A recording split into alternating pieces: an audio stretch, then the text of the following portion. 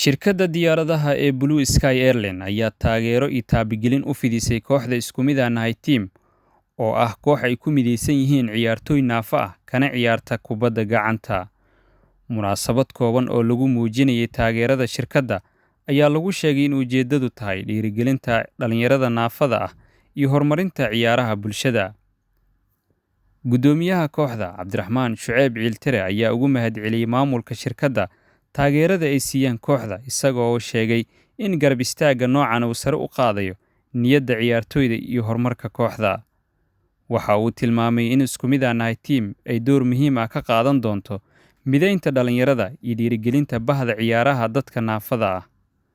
Sidoo kale, dhiirigeliyaha kooxda, Maxamed Cabdi Muudey, ayaa lagu bogaadiyey dadaalka joogtada ah ee uu ku bixiyo taageerada kooxda. Waxaa la sheegay inuu mar walba garab taagan yahay ciyaartoyda, isla markaana aanu ka caajisin dhiirigelinta iyo horumarinta kooxda.